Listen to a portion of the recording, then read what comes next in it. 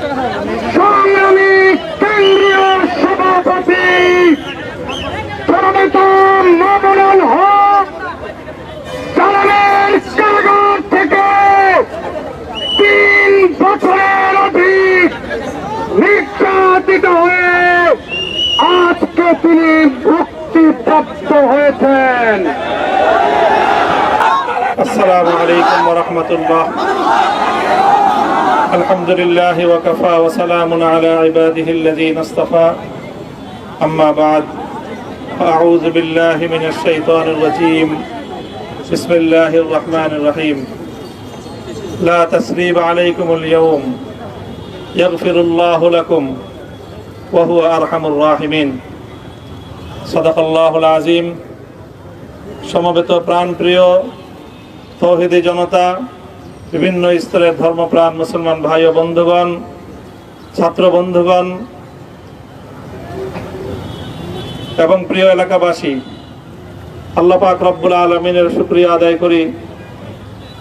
আল্লাহর দ্বীনের কথা বলার অপরাধে, আল্লাহর দ্বীনের বিজয়ের ঝান্ডা এবং কেতন উড্ডীন করার প্রত্যয় ব্যক্ত করার অপরাধে, আল্লাহর জমিনে আল্লাহর দ্বীন প্রতিষ্ঠার আন্দোলনের অপরাধে আমরা অনেক ভাই কারারুদ্ধ হয়েছিলাম। পর্যায়ক্রমে সকলেই আলহামদুলিল্লাহ জিন্দানখানার লৌহ প্রাচীর ভেদ করে মুক্ত জীবনে ফিরে এসেছেন। সর্বশেষ আজ আমার মুক্তির মধ্য দিয়ে 2021 সালে হেফাজতে ইসলাম বাংলাদেশ এবং এদেশের আলেম সমাজের উপর ইতিহাসের অন্যতম এক গভীর ষড়যন্ত্র এবং চক্রান্ত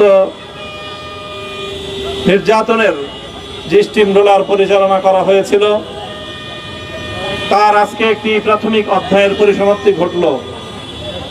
আমরা অন্যায়ভাবে আমাদেরকে কারারুদ্ধ করা হয়েছে, বুলেটের আঘাতে আমাদের ভাইদেরকে হত্যা করা হয়েছে। আমরা যখন আমাদের সন্তানদের লাশ এবং তাদের সেই মরদেহকে সামনে রেখে আমরা যখন আমাদের ন্যূনতম প্রতিবাদটুকু উচ্চারণ করতে গিয়েছি, তখন আমাদেরকে কারারুদ্ধ করা হয়েছে, আমাদেরকে নানাভাবে নিষ্পেষণ করা হয়েছে, আমাদেরকে জনগণ থেকে বিচ্ছিন্ন করার সব ধরনের অপচেষ্টা চালানো হয়েছে। আমি আজ এই মুহূর্তে আমার এই মুক্তি উপলক্ষে আমি বলতে চাই, আমাদের উপর জুলুম করা হয়েছে, এটাকে আমরা সহ্য করে নিলাম। আমাদের ভাইদেরকে হত্যা করা হয়েছে, সেটাও সহ্য করে নিলাম।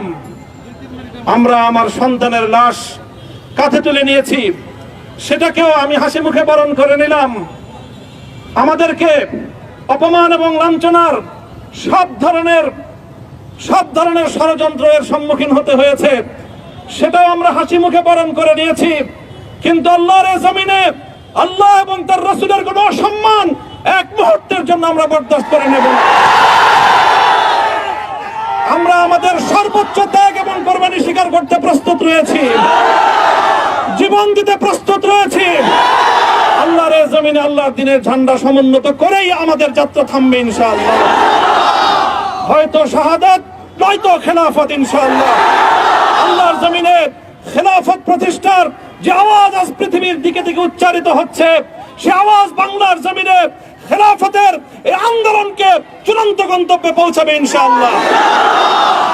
আমি বাংলাদেশের আলেম সমাজ, হেফাজতে ইসলাম বাংলাদেশ সহ বাংলাদেশ খেলাফত মজলিস সহ সকল ভ্রাতৃপ্রতিম সংগঠন, সকল ধর্মপ্রাণ, ইসলামপন্থী বিভিন্ন ছোটখাটো মতভেদ, মতবিরোধ, মত পার্থক্যের ঊর্ধ্বে উঠে যারা এলায়ে কালিমাতুল্লাহর এই এক বাণীতে বিশ্বাসী, আল্লাহর জমিনে আল্লাহর দ্বীন কায়েম করতে চাই, আমাদের তাআলাউ ইলা কালিমাতিন সাওয়াইন বাইনানা ওয়া বাইনাকুম এই এক মন্ত্রে উজ্জীবিত হয়ে আল্লাহর দ্বীনের ঝান্ডা সমুন্নত করবার এই আন্দোলন এবং সংগ্রামে আমি নিজেকে উৎসর্গ করার ঘোষণা করছি। এবং আমার সকল ভাইদেরকে, আমি সকল উলামায়ে কেরামকে এবং ধর্মপ্রাণ মুসলমানদেরকে, ইসলামী নেতৃত্বকে ঐক্যবদ্ধভাবে এই সংগ্রামের ঝান্ডা সমুন্নত করবার, ধারণ করবার আহ্বান জানাচ্ছি। এবং আপনাদের সকলকে আবার শুকরিয়া জ্ঞাপন করছি যে আজকে আপনারা এভাবে আমাকে উৎসাহিত করেছেন, উজ্জীবিত করেছেন। আল্লাহ পাক আপনাদের সকলকে উত্তম বিনিময় দান করুন। প্রিয় ভাইরা,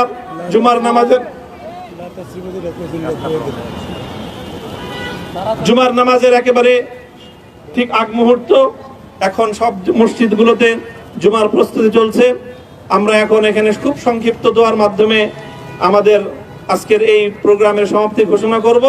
এরপরে ইনশাআল্লাহ প্রত্যেকে সুশৃঙ্খলভাবে যার যার জায়গা মতো বা আশেপাশের মসজিদগুলোতে গিয়ে আপনারা জুমার নামাজ আদায় করবেন।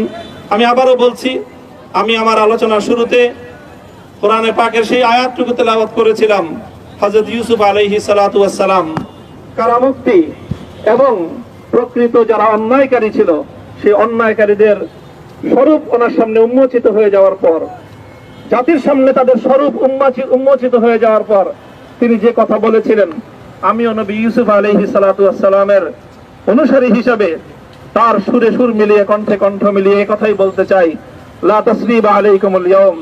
ব্যক্তিগত আক্রোশের প্রতিশোধ আমরা কারো কাছ থেকে গ্রহণ করব না।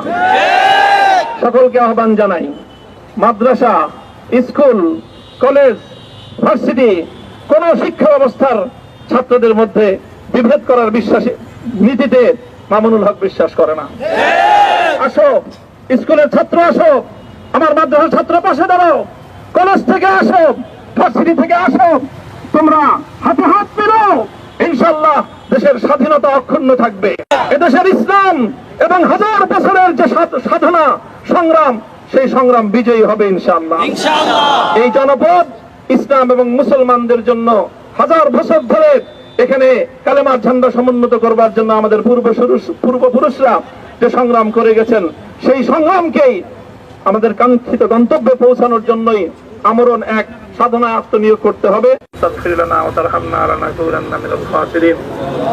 ربنا آتنا في الدنيا حسنة وفي الآخرة حسنة وقنا عذاب النار اللهم أحسن عاقبتنا في الأمور كلها وأجرنا من خزي الدنيا وعذاب الآخرة آمين আয় আল্লাহ ইখলাসের সাথে শুধুমাত্র আপনার সন্তুষ্টির উদ্দেশ্যে আপনার দ্বীনের ঝান্ডা সমুন্নত করবার জন্য আল্লাহ আমাদের বুকে আপনি সাহস দিন, আল্লাহ সাহস দিন, হিম্মত দান করুন।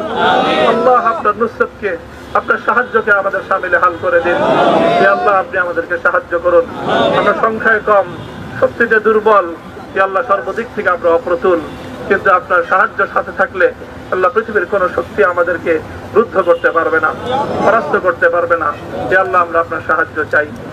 আল্লাহ জালিমের জিন্দান খানাগুলোতে সারা বিশ্ব জুড়ে অসংখ্য মুজাহিদিন, অসংখ্য মুসলিম সংগ্রামী, তারা দিনের পর দিন, মাসের পর মাস, বছরের পর বছর মানবেতর মজলুমিয়াদের জীবন যাপন করছে। আল্লাহ সকল মজলুমদেরকে আপনি মুক্তির ব্যবস্থা করে দিন। আল্লাহ তাদের মুক্তির জন্য যথাসাধ্য ভূমিকা পালন করার তৌফিক আমাদেরকে, পুরা উম্মাহকে আল্লাহ আপনি দান করুন। সাল্লাল্লাহু তাআলা আলা খায়রি খালকিহি মুহাম্মদ ওয়া আলা আলিহি ওয়া আসহাবিহি আজমাইন।